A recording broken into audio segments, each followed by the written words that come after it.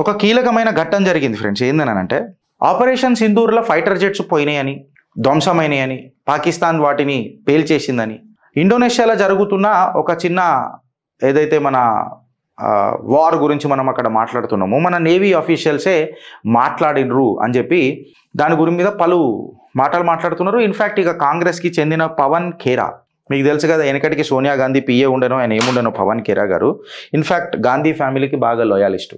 ఇక లొల్లిపెట్టుడు ఏం చేసిండంటే అప్పుడు కూడా మా రాహుల్ గాంధీ చెప్పిండు, మా కాంగ్రెస్ పార్టీ చెప్పింది, ఫైటర్ జెట్లు అన్ని పగిలిపోయినాయి, పేలిపోయినాయి, పాకిస్తాన్ పేల్చేసింది, భారత్ ఈ విషయాన్ని భారతీయులకు తెలియజేస్తలేదు, ఎందుకు తెలియజేస్తలేదు, మన ఫైటర్ జెట్లు ఏమైనాయి, మళ్ళా మనము దగ్గర 1.1 బిలియన్ అనుకుంటా, if I'm not wrong, 240 million fighter jet అనుకుంటా, ఏది రాఫేల్ 240 మిలియన్ పెట్టి పైసలు పెట్టి మనము గంగపాలు చేసినాం ఆ పైసలన్నీ, రాఫేల్ ఒక స్ట్రాటజికల్ విమానం కాదు ఎక్సెట్రా. ఇక నోటికి వచ్చింది మాట, ఇక ఏడ్నో వచ్చింది పిత్తు అని అంటారు. ఇక ఇష్టం వచ్చినట్టు మనోడు మాట్లాడు మొదలెడుతున్నాడు.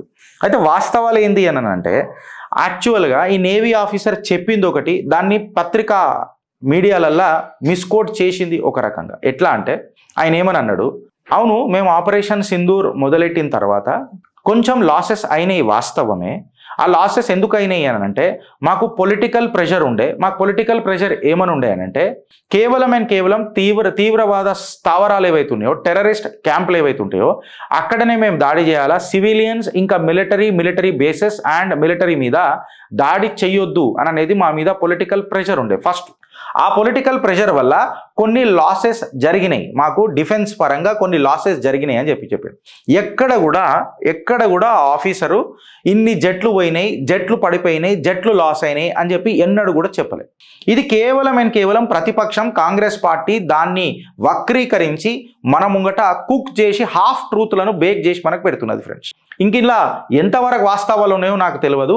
అగర్ మీ దగ్గర జట్లు కూలిపోయినాయి అని చెప్పి ఎవరైతే మన నేవీ ఆఫీసర్, ఆయన పేరు శివ అనుకుంటా ఇఫ్ ఐఎమ్ నాట్ రాంగ్, ఆ శివ గారు చెప్పినది ఏదైనా మీ దగ్గర ఉంటే నాకు నాకు పెట్టు రావై, నేను కూడా క్షమాపణ చెప్తాను. మొత్తం హాఫ్ ట్రూతులు, హాఫ్ అంటే హాఫ్ ట్రూతులు. Yes there had been losses, అది నాకు తెలిసి మిలిటరీలో టాప్ అఫీషియల్స్. ఇంకొకటి నాకు చెప్పాలనంటే ఆర్మీ, నేవీ అండ్ మన ఎయిర్ ఫోర్స్ వీళ్ళ ముగ్గురు కూర్చున్నప్పుడు కూడా వాళ్ళు స్పోక్స్ పర్సన్స్ ఎవరైతే ఆర్మీ స్పోక్స్ పర్సన్ వాళ్ళు చెప్పిండ్రు, అవును లాసెస్ అయినాక మేము దాన్ని చూసుకున్నాం పెట్టినామని. అయితే ఇక్కడ ఏమైందనంటే ఫ్రెండ్స్, ఎక్కడ కూడా ఫైటర్ జెట్లు పడిపోయినాయి అని చెప్పి మాట్లాడలే.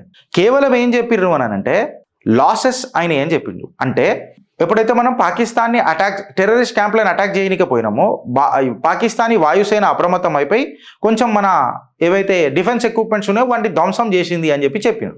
ఏమైనాయి దాని ఏంది అని క్రొనాలజీ ఎవడు ఇయ్యలే ఇంతవరకు. దీన్ని వాళ్ళు వక్రీకరించేసారు.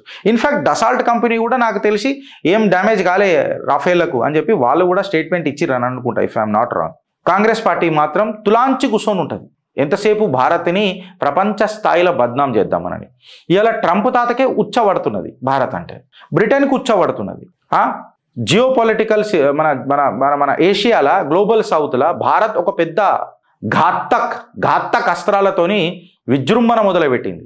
అసలు మనకున్న టెక్నాలజీని ఔరా భారత్ అని చెప్పి ఆశ్చర్యపోతున్నారు. ఆ టైంలో ఈ పాగలగాన్ల లెక్క భారత్ను అవమానించుడేంద్రబాయ్ నాకు అర్థం కాదు.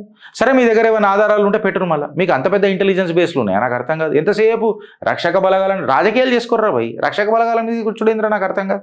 గంగలవాడు రాజకీయాలు చేసుకోరు, ఎంతైనా తిట్టుకోరు, బీజేపీని తిట్టుకోరు, మోడీని తిట్టుకోరు, అమిత్ షాని తిట్టుకోరు, ఏమైనా తిట్టుకోరు, రక్షక బలగాల దగ్గర కూర్చుడేంద్రబాయ్ నాకు అర్థం కాదు. ప్రతిసారి ఆపరేషన్ అప్పుడు చేసినప్పుడు కూడా ఊరి అది చేసినప్పుడు సర్జికల్ స్ట్రైకులు తేడా ఎత్తిరని అన్నారు.